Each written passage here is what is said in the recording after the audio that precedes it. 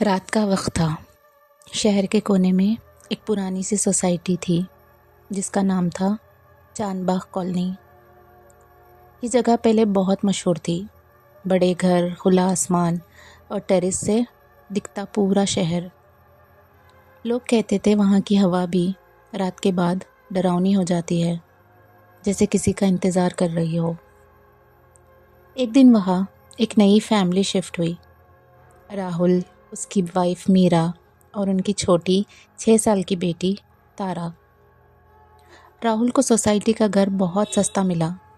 उसने सोचा, इतना बड़ा घर इतने कम दाम में मिल रहा है, ऐसा दाम हर रोज़ नहीं मिलता।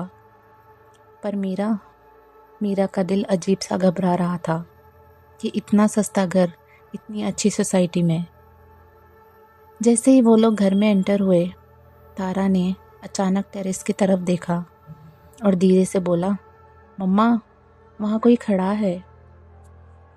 मीरा ने टेरेस की तरफ देखा, लेकिन वहाँ कोई नहीं था। सिर्फ हवा चल रही थी और दूर एक स्ट्रीट लाइट हिल रही थी। मीरा ने मुस्कुराते हुए तारा को समझाया, कोई नहीं है बेटा, तुम्हें वहम हुआ है। लेकिन तारा चुप हो गई। उसकी आंखों में अजीब सा डर था। उस रात जब सब सो रहे थे, तारा अचानक उठ गई। उसने सुना जैसे कोई धीरे धीरे टेरेस पर चल रहा हो। तारा ने अपनी खिड़की से बाहर देखने की कोशिश की। चांद की रोशनी में एक औरत खड़ी हुई दिखी। लंबे बाल, सफ़ेद साया और उसकी आंखें अंधेरे में हल्की सी चमक रही थी। तारा दम सी गई थी, लेकिन अजीब बात ये थी, वो औरत तारा को घूर नहीं रही थी। वो तारा के पीछे दीवार पर लटकी फैमिली फ़ोटो देख रही थी, जैसे किसी पुरानी याद को याद कर रही हो। फिर धीरे से वो साया हवा में घुल गया। अगली सुबह मीरा टेरेस पर गई कपड़े सुखाने। जैसे ही उसने कपड़े लटकाए, उसे महसूस हुआ कि कोई उसके पीछे खड़ा है। उसने पलटकर देखा, वहाँ कोई नहीं था, लेकिन टेरेस के कोने में ज़मीन पर पानी गिरा हुआ था, जैसे किसी ने गीले पैरों से वहाँ चलने की कोशिश की हो। मीरा का दिल तेज़ धड़कने लगा। उसने राहुल को ये बात बताई, पर राहुल हंस दिया।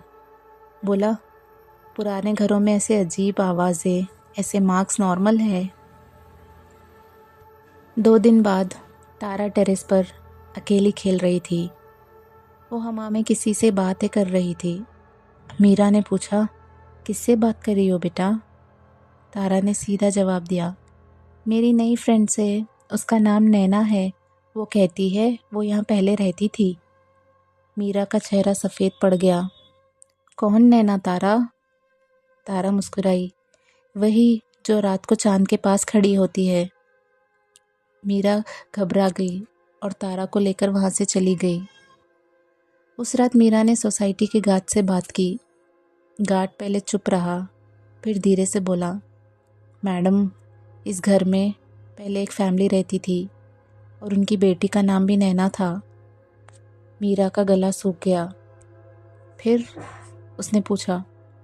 गार्ड ने नज़र झुका ली और कहा, एक रात बहुत बड़ी आग लगी थी। पूरी फैमिली गायब हो गई थी। बस टेरेस पर उनकी माँ की चूड़ियाँ मिली थी और ज़मीन पर गीले पैरों के निशान। उस रात तारा फिर टेरेस पर गई। इस बार मीरा चुपके से उसके पीछे गई। तारा हवा में हाथ पकड़कर चल रही थी, जैसे कोई उसे गाइड कर रहा हो। और फिर चांद की रोशनी में मीरा ने देखा, एक धुंधली सी औरत तारा के पास खड़ी थी। उसका चेहरा उदास था, लेकिन आंखों में गुस्सा भी था। वो तारा के सर पर हाथ रख रही थी। मीरा चीखने वाली थी, तभी वो साया धीरे धीरे तारा के पीछे आकर खड़ा हो गया और उसकी चमकती आंखें सीधा मीरा को देखने लगी, जैसे वार्निंग दे रही हो।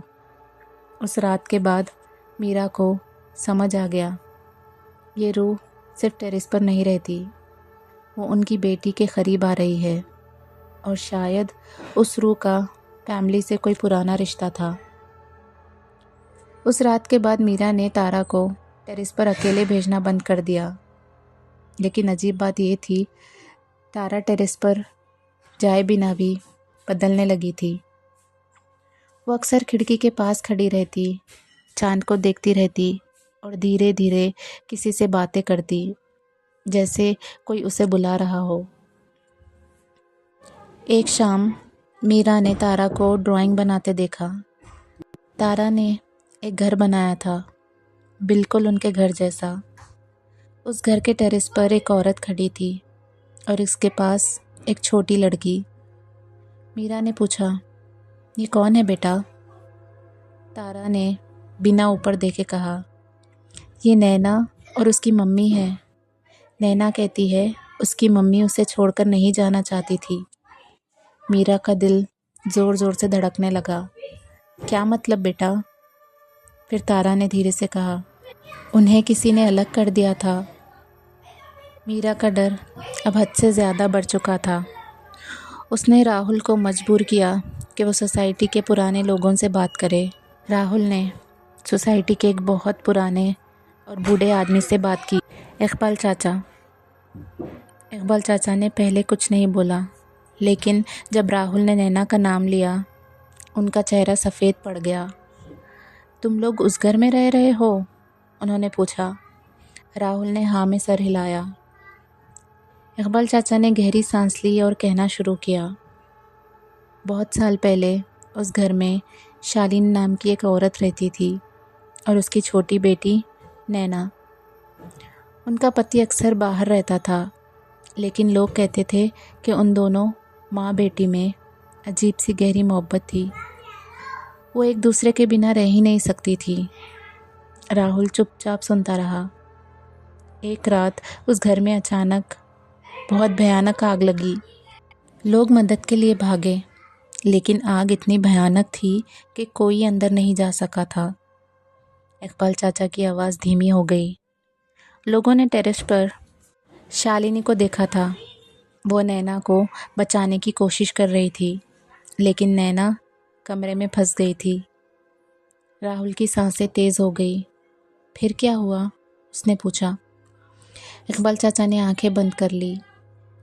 किसी ने चीख सुनी थी, एक माँ की जो अपनी बेटी का नाम पुकार रही थी। उसके बाद दोनों की आवाज़ एक साथ बंद हो गई। राहुल ने धीरे से पूछा, तो वो रूह नैना की है या शालिनी की?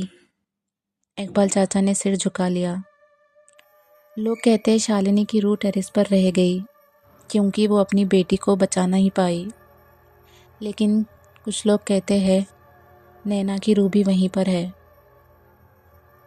माँ जो अपनी बेटी को ढूंढ रही है और एक बेटी जो अपनी माँ को। उस रात राहुल ने मीरा को सब बताया। मीरा का रंग उड़ गया। मतलब तारा उन दोनों रूहों के बीच में फंस सकती है? राहुल चुप रहा। उसी वक्त तारा अपने कमरे से निकली। उसकी आंखें आधी बंद थी, जैसे नींद में चल रही हो। वो सीधा टेरेस की तरफ बढ़ने लगी। मीरा उसके पीछे भागी। टेरेस पर पहुंचते ही मीरा जम सी गई।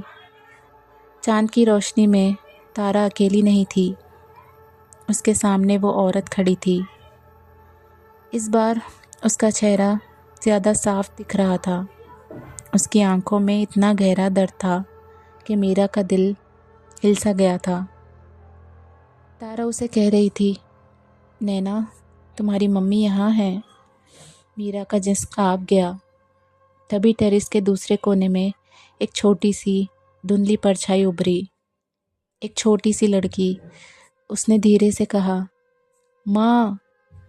वो औरत उस लड़की की तरफ बढ़ी, लेकिन दोनों के बीच जैसे कोई दीवार थी।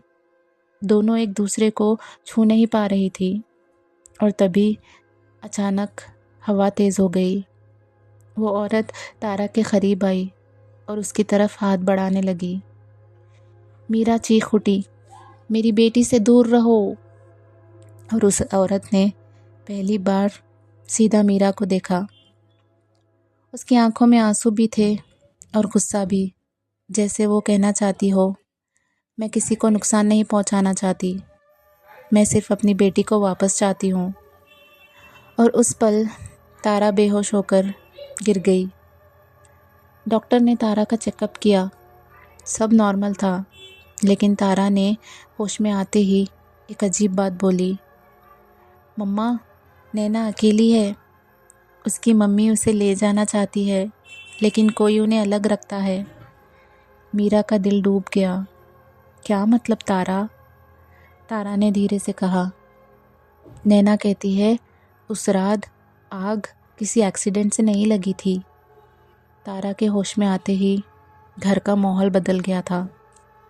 मीरा हर वक्त उसके पास रहती, राहुल चुपचाप सोच में डूबा रहता, लेकिन सबसे ज़्यादा बदलाव तारा में था।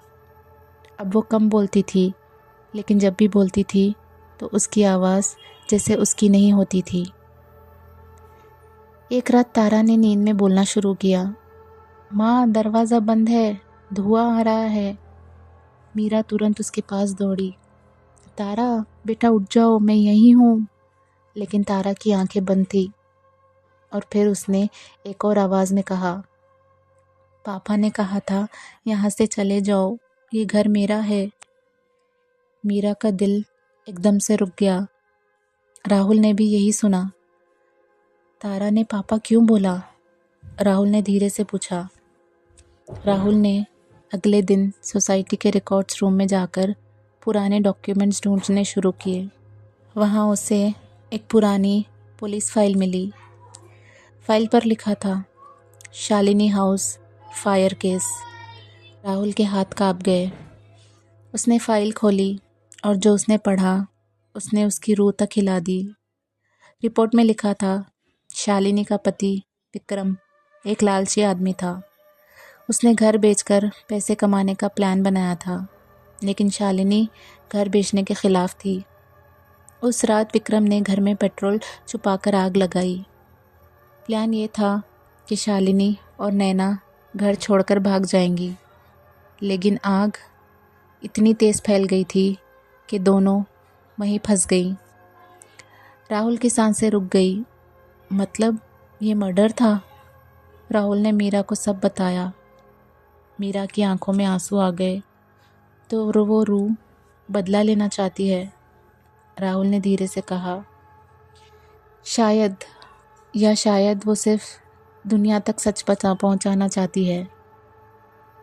उसी शाम सोसाइटी में एक नया आदमी आया, सफ़ेद बाल, थोड़ा झुककर चलने वाला, लेकिन आंखों में अजीब सी बेचैनी और खौफ।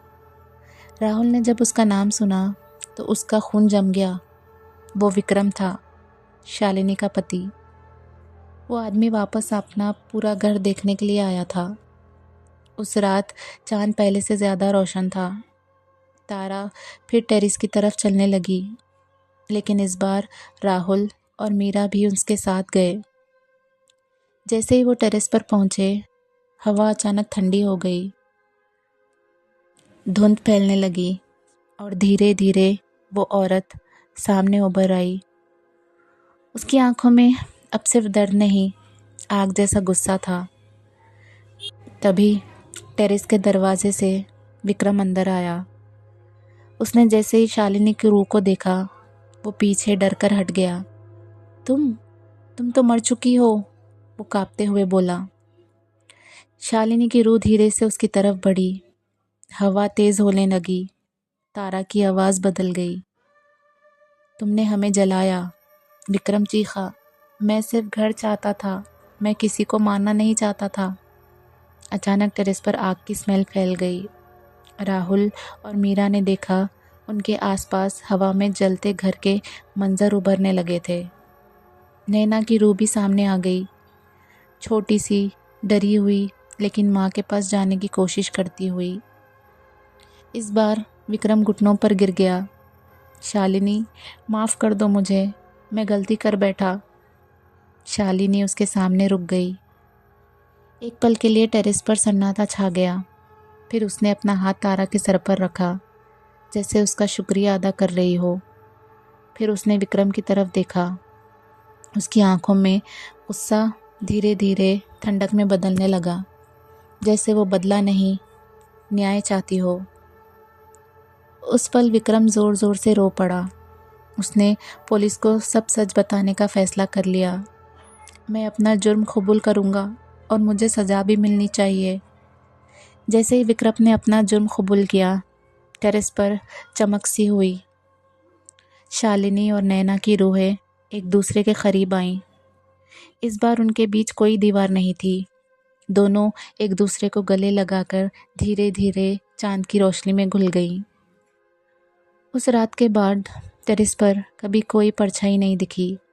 तारा बिल्कुल नॉर्मल हो गई, लेकिन कभी कभी वो चांद को देखकर मुस्कुरा देती थी, जैसे उसे पता हो किसी माँ और बेटी को आखिर सुकून मिल गया। कभी कभी रूहें बदला लेने नहीं आती, वो सिर्फ अपनी कहानी सुनाने आती हैं, ताकि सच सबको पता चले। पुलिस विक्रम को ले गई। केस रीओपन हुआ। मीडिया ने इसे पुराना जुर्म नया सच कह दिया। सोसाइटी में लोगों ने सुकून की सांस ली। लोग कहने लगे अब सब ठीक हो गया। लेकिन कुछ चीज़ें होती है जो न्याय के बाद भी ठीक नहीं होती।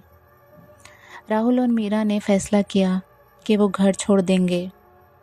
वो घर जहाँ उनकी बेटी ने डरावने सपने देखे थे, जहाँ चांद ज़्यादा तेज़ चमकता था और जहाँ हवा में जलने की बू बसी थी। वो घर अब बिकने के लिए छोड़ दिया गया। नए लोग आए, घर देखा, पर कोई भी ज़्यादा दिन नहीं रुका। सबको एक ही बात महसूस होती थी, यहाँ कुछ देख रहा है। तारा बिल्कुल नॉर्मल हो गई थी। स्कूल जाती, हंसती, खेलती, लेकिन मीरा ने एक चीज़ नोटिस की थी। तारा अब कभी अंधेरे से नहीं डरती थी। जब भी बिजली चली जाती, वो चुपचाप बैठ जाती और धीरे से चांद की तरफ देखती। एक दिन मीरा ने पूछा, तारा तुम्हें डर नहीं लगता? तारा ने सीधी आंखों में देखा और कहा, अब नहीं मम्मा, अंधेरे में जो था वो तो चला गया। मीरा का दिल बैठ गया। उससे तारा की बात समझ तो नहीं आई, लेकिन उसने तारा को अपने गले से लगा लिया। शिफ्ट होने से एक रात पहले मीरा को नींद नहीं आ रही थी। वो चुपचाप टेरेस पर गई। चांद पूरा था, हवा शांत थी, और फिर उसने महसूस किया वो अकेली नहीं थी। मीरा ने पीछे मुड़कर देखा। शालिनी वहाँ थी। इस बार उसके चेहरे पर दर्द नहीं था, ना गुस्सा, ना आंसू, लेकिन शुक्र। उसने कुछ कहा नहीं, बस तारा के कमरे की तरफ देखा और फिर मीरा की तरफ, और बोला, तुमने मेरी बेटी को महफूज रखा, इसलिए मैं तुम्हारी बेटी को महफूज रखूंगी। मीरा की आंखों से आंसू बह निकले। पलक झपकते ही वो परछाई गायब हो गई। कुछ महीने बाद उसी घर में नया परिवार आया। उनके साथ एक छोटी लड़की भी थी। पहली ही रात वो लड़की ने अपनी माँ से कहा, मम्मा, टेरेस पर एक आंटी खड़ी है और उनके साथ एक छोटी लड़की है। माँ ने हंसकर कहा, बेटा, कोई नहीं होता, तुम्हारा वहम है। लेकिन उसी रात सोसाइटी के गार्ड ने कुछ नोटिस किया। टेरेस की लाइट अपने आप जल रही थी। लोगों को आज भी नहीं पता क्या शालिनी और नैना चली गई, या फिर सिर्फ विक्रम के साथ जुड़ा बोझ ख़त्म हुआ था। क्योंकि जो आग से मरे उनकी यादें जलकर राख नहीं होती, वो दीवारों में बस जाती है, चांदनी में घूमती रहती है और उन बच्चों को दिख जाती है जो सच देखकर मासूमियत का साथ देते हैं। कुछ घर खाली नहीं होते, सिर्फ लोग बदलते रहते हैं, और चांद वो सब देखता है। घर छोड़ने के बाद मीरा, राहुल और तारा ने शहर का दूसरा हिस्सा बसा लिया। जिंदगी धीरे धीरे नॉर्मल होने लगी। स्कूल, काम, हंसी, सब कुछ वापस आ गया। लेकिन कुछ चीज़ें होती है जो लौट कर नहीं आती, और कुछ चीज़ें होती है जो कभी जाती ही नहीं। एक रात तारा ने अचानक नींद में चीख मार दी। मीरा भागते हुए उसके पास आई। तारा, क्या हुआ बेटा? तारा पसीने में भीगी हुई थी। उसने धीरे से कहा, मम्मा, नैना ने कहा अब हम ठीक है। मीरा ने गहरी सांस छोड़ी। बस इतनी सी बात? तारा ने सिर हिलाया। उसने कहा कि मैं हमेशा तुम्हारे साथ हूँ, कभी किसी से डरना मत। उस रात के बाद तारा ने कभी टेरेस का जिक्र नहीं किया, कभी चांद से बात नहीं की और कभी कोई परछाई नहीं देखी। वो पुराना घर कुछ साल बाद गिरा दिया गया। नया फ्लैट बना, नए लोग आए, टेरेस का डिज़ाइन बदल दिया गया। लोग कहते हैं अब वहाँ कुछ भी अजीब नहीं होता, और शायद सच भी हो, मगर कुछ सच सिर्फ रात जानती है। आज भी जब उस शहर में पूरा चांद होता है और हवा बिल्कुल शांत होती है, तो कभी कभी उस जगह पर खड़े होने वाले लोग कहते हैं उन्हें एक पल के लिए दो परछाइयाँ दिखती है, एक माँ और एक बेटी हाथ पकड़कर खड़ी हुई। किसी को डराने के लिए नहीं, बस सुकून में वहाँ खड़ी रहती। हर रूह बदला नहीं चाहती, कुछ सिर्फ अपना दर्द छोड़ना चाहती है। और जब दर्द चला जाता है तो भूत नहीं बसते, सिर्फ कहानियाँ रह जाती है।